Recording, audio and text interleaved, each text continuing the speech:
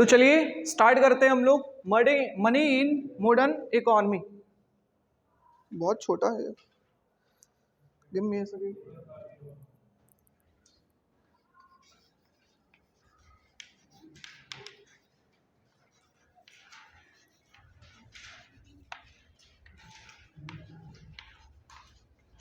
Stop करके आगे कर दो, करते स्टॉप करके आगे कर दो, स्टॉप करके आगे कर दो, स्टॉप स्टॉप। ये पढ़ना क्या होगा? मनी इन मॉडर्न इकोनॉमी मतलब मनी के बारे में हमें पढ़ना है। मनी किसे कहते हैं, मनी की टाइप क्या होती है, मनी की प्रॉपर्टीज क्या होती है, डिमांड फॉर मनी क्या होता है, सप्लाई फॉर मनी क्या होता है, उसकी इक्वेशन क्या होता है। तो ये सारी चीजें हमें पढ़ना है इस चैप्टर के अंदर। तो सबसे पहले अगर हम बात करें मनी के बारे में, सबसे पहला मनी, मनी किसे कहते हैं, इसकी हिस्ट्री क्या है? मनी किसे कहते हैं, मनी की हिस्ट्री क्या है? तो देखिए मनी की हिस्ट्री स्टार्ट होती है बिफोर रोमन एम्पायर। 1200-1100 ईस्वी से पहले अगर बात करते हैं तो क्या था? Barter system. Barter system, barter system किसे कहते हैं?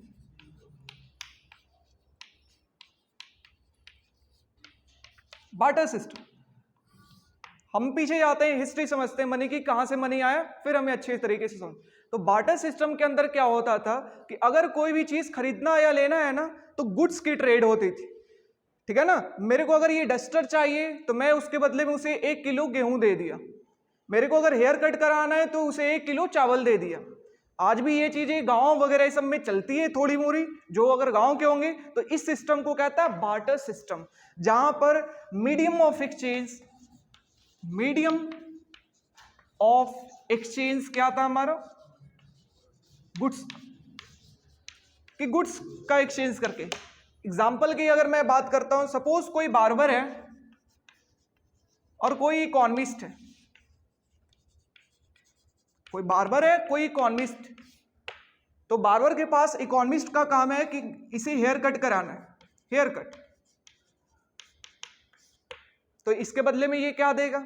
इसके बदले में बोलेगा चलो तुमको मैं एक चैप्टर इकोनॉमिक्स का पढ़ा दूंगा। इसके पास तो यही है, समझ रहे हो ना, एक चैप्टर मैं इकोनॉमिक्स का पढ़ा दूंगा।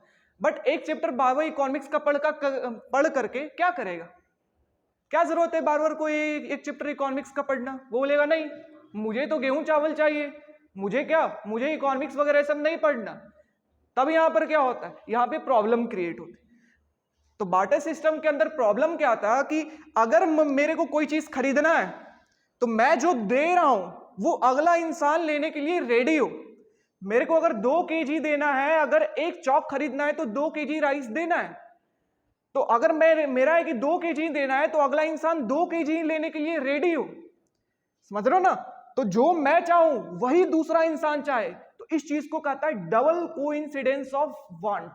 डबल कोइंसिडेंस ऑफ वांट, कि सिर्फ हमारा नहीं, अगला इंसान है उसका भी मैच करेगा तब ट्रेड होगा, वरना ट्रेड नहीं होगा। तो बार्टर सिस्टम के अंदर क्या था कि गुड्स की ट्रेड होती थी, जहां पर डबल कोइंसिडेंस ऑफ वांट होना चाहिए, कि आप अगर जितना देना चाह रहे हैं अगला इंसान उतना लेना चाहेगा, तब वो चीज की ट्रेड होगी, वरना ट्रेड नहीं होगी। That is known as barter system. But problem क्या थी? प्रॉब्लम थी कि बार्बर को चाहिए था, यहां पर क्या हमारा बाबा को चाहिए था राइस, वेट, और इकोनॉमिस्ट क्या दे रहा है? इकोनॉमी का नॉलेज। हो पाएगा ट्रेड? नहीं हो पाएगा। तो डबल कोइंसिडेंस ऑफ वांट के कारण, डबल कोइंसिडेंस ऑफ, तो गुड्स के ट्रेड में प्रॉब्लम क्या आ रही थी? प्रॉब्लम आ रही थी कि सिर्फ एक इंसान के ऊपर डिपेंड नहीं करता कि वो कितना देना चाह रहा है, इसके ऊपर भी डिपेंड करता कि अगला इंसान कितना लेना चाह रहा है। गेटिंग ना? अगर फिर से अगर एग्जांपल की बात करें, अगर एक कार है, एक कार की आप वैल्यू लिखे 5 लाख रुपए, 5 लाख रुपए आप एक कार की वैल्यू ली, तो अगला कंपनी भी उस कार को 5 ही लाख पे बेचे। समझ रहे ना? 5 ही लाख पे बेचे तब आप खरीद पाएंगे, वरना नहीं खरीद पाएंगे। समझ रहे ना? तो एक तो मेरा वांट हुआ कि कार खरीदा, एक दूसरा इंसान को भी वांट हुआ कि मेरे यहां से वो गुड खरीदे। समझ रहे हो ना? That is known as double coincidence of want. अगर अभी भी गांव वगैरह सब की बात करते हैं तो वहां क्या होती है, ये देखिए, वहां होती है, सपोज अभी हमारा क्या था, छठ था, बिहार के अंदर क्या था, छठ था।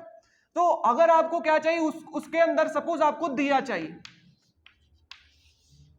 क्या चाहिए, दिया चाहिए।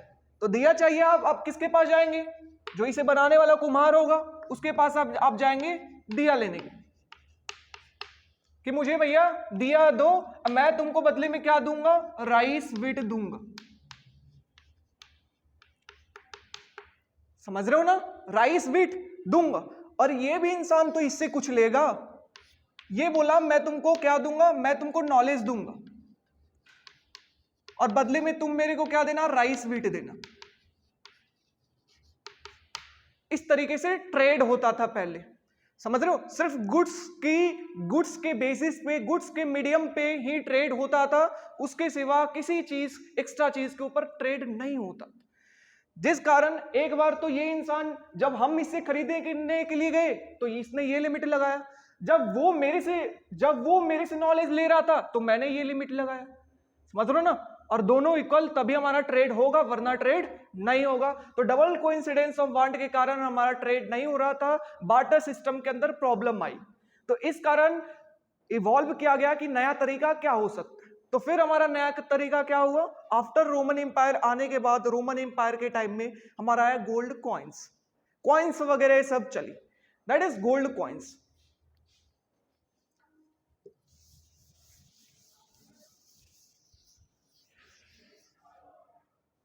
तो आया गोल्ड कॉइन्स, और देखिए उसके अंदर क्या प्रॉब्लम थी, बार्टर सिस्टम के अंदर। सपोज इस ईयर बहुत अच्छा प्रोडक्शन हो गया, प्रोडक्शन होने के कारण बार्टर सिस्टम क्या था, सिर्फ गुड्स थी, पैसे वगैरह थी नहीं, सोना वगैरह सब था नहीं। तो इससे क्या, सिर्फ गुड्स होगा, तो ज्यादा प्रोडक्शन हो गया तो आप अपने घर के अंदर ज्यादा चावल गेहूं रखिए, लेकिन आप 1 से 2 सालों तक ही रख सकते हैं, वो भी अच्छे तरीके से नहीं रख सकते। इस कारण स्टोर करना बहुत ही मुश्किल था बार्टर सिस्टम के अंदर, कि आप अगर चाह रहे हैं 10 साल के बाद वो पैसे का यूज करना, 10 साल के बाद वो गेहूं का यूज करना, बट कैसे आप रख पाएंगे, है ना, उसमें कीड़े लग जाएंगे और इस तरीके से उसकी वैल्यू डेप्रिशिएट कर जाएगी। दैट्स वाई हमारा बार्टर सिस्टम अच्छा नहीं था, क्योंकि स्टोर ऑफ वैल्यू नहीं, ठीक है ना, because double coincidence of bond थी। इस कारण हमारा गोल्ड कॉइन्स है, जहां पर आप आराम तरीके से स्टोर रख सकते हैं फ्यूचर के लिए, है ना, कि गोल्ड को आप कितने भी सालों के लिए चाहे तो आप स्टोर रखते हैं, इसलिए गोल्ड कॉइन्स। और क्या आसानी गोल्ड कॉइन्स में क्या था कि इस बार फिर से बारबर हुआ और ये इकोनॉमिस्ट हुआ, तो अगर इसे हेयर कट कराना है बारबर को हेयर कट, तो बदले में इसे क्या देना होगा, गोल्ड कॉइन्स देगा। और सपोज बाबर का कोई बेटा था, वो क्या इकोनॉमी पढ़ रहा था, वो इकोनॉमी पढ़ना चाहता है, तो वो अगर नॉलेज लेना चाहता है अपने बेटे को इकोनॉमिक्स की, तो इसे क्या देना होगा, गोल्ड कॉइन्स, जो यहां पे ये दिया था। Getting my point. सो इस तरीके से ट्रेड हो रहा था, किसके अंदर, गोल्ड कॉइन्स के अंदर। तो डबल कोइंसिडेंस ऑफ वांट्स की जो प्रॉब्लम थी, गोल्ड कॉइन सॉल्व कर दिया था, समझ रहे हो ना। डबल कोइंसिडेंस ऑफ प्रॉब्लम जो थी कि जो मैं चाहूं वही दूसरा इंसान चाहे, उस प्रॉब्लम को सॉल्व कर दिया था। सिंपल, तुम हेयर कट कराओ मेरे पास आकर के, मैं तुम्हें गोल्ड दूंगा। मैं अपने बच्चे को तुम्हारे पास पढ़ने के लिए भेजूं, तुम मेरे को गोल्ड देना। Getting my point. तो इस तरीके से वर्क कर रहा था। बट गोल्ड कॉइन्स वगैरह सब में क्या प्रॉब्लम थी, गोल्ड कॉइन्स में प्रॉब्लम थी कि ये छोटा सा है, पूरे साल का उसने अच्छे तरीके से प्रोडक्शन किया, बहुत अच्छे तरीके से उसने अर्न किया, सिर्फ ये 4 कॉइन 1 साल के अंदर उसने सेव किया, गोल्ड कॉइन्स। और सपोज कोई गोल्ड कॉइन्स को आकर के चोरी कर ले, ये छोटा है, बुलाना इजी है और ये छोटा है, इस कारण इसे कोई भी आराम से चोरी कर सकता है। सपोज इसको कोई आकर के चोरी कर ले, तब क्या होगा, गेटिंग माय पॉइंट, तब क्या होगा। तो ये तो छोटा सा रीजन हुआ। बड़ा रीजन क्या है कि गोल्ड जो है वो इकोनॉमी के अंदर इनफाइनाइट नहीं है, वो डेफिनेट है ना, वो फाइनाइट फॉर्म में है, कि ये नहीं है कि वो अनंत है। बिल्कुल गोल्ड है तो किसी देश में पाया जाता है, किसी देश में नहीं पाया जाता, और पाया भी जाता है। इंडिया के अंदर 80% बाहर से गोल्ड इंपोर्ट करते हैं, तो बाहर से मंगाओ उसका पैसा, फिर उसको कॉइन्स में कन्वर्ट करो, दैट्स द प्रॉब्लम, है ना। तो इस कारण गोल्ड हमारा क्या है कि इनफाइनाइट फॉर्म के अंदर नहीं है, इस कारण गोल्ड को मीडियम बनाना बहुत ही मुश्किल है। Getting my point. कि गोल्ड को मीडियम बनाना बहुत ही मुश्किल है, बिकॉज ये इनफाइनाइट फॉर्म में नहीं है। थर्ड थिंग, पहला चीज हुआ कि गोल्ड क्या है, बुलाना आसान है। सेकेंड थिंग हुआ ये इनफाइनाइट फॉर्म में नहीं है। अच्छा, फोर्थ थिंग हुआ कि सपोज आपको एक पेंसिल लेने के लिए जाना है, एक पेंसिल आपको लेने के लिए जाना है या पेन लेने जाना है, तो आप क्या उसे गोल्ड कॉइन देंगे? तो उसकी तो वैल्यू गोल्ड कॉइन्स की बहुत ज्यादा होती है और पेंसिल की वैल्यू बहुत कम है, तो आप गोल्ड कॉइन्स को तोड़ करके थोड़ी देंगे, है ना। इसलिए उसे डिवाइड कर पाना स्मॉल पार्ट में बहुत ही मुश्किल था। किस चीज को? गोल्ड को। So that's the problem in the gold. तो गोल्ड के अंदर हमारा प्रॉब्लम ये सारा है, उसे डिवाइड कर पाना, divisibility.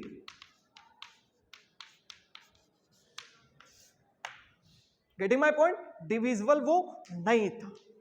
So that's the problem. हम उसे रख सकते हैं, आराम से कैरी कर सकते हैं, उस चीज को कहता है पोर्टेबल। मतलब गोल्ड पोर्टेबल है। पोर्टेबल का मतलब होता है those thing which easy to carry, जिसे हम आराम तरीके से कैरी करके एक जगह से दूसरे जगह ले जा सकते हैं। यस। नहीं, से पहले उसकी हिस्ट्री क्या थी? बार्टर सिस्टम, सबसे पहला गुड्स की डबल कोइंसिडेंस ऑफ वांट, रखना मुश्किल होता था उसे। गोल्ड कॉइन्स आया, गोल्ड कॉइन्स ठीक था, डबल कोइंसिडेंस ऑफ वांट की जो प्रॉब्लम थी उसको तो खत्म कर दिया। बट प्रॉब्लम क्या थी? प्रॉब्लम उसकी, हाँ, स्टोरिंग वगैरह की जो प्रॉब्लम थी वो भी खत्म कर दिया। प्रॉब्लम था कि वो डिविजिबल नहीं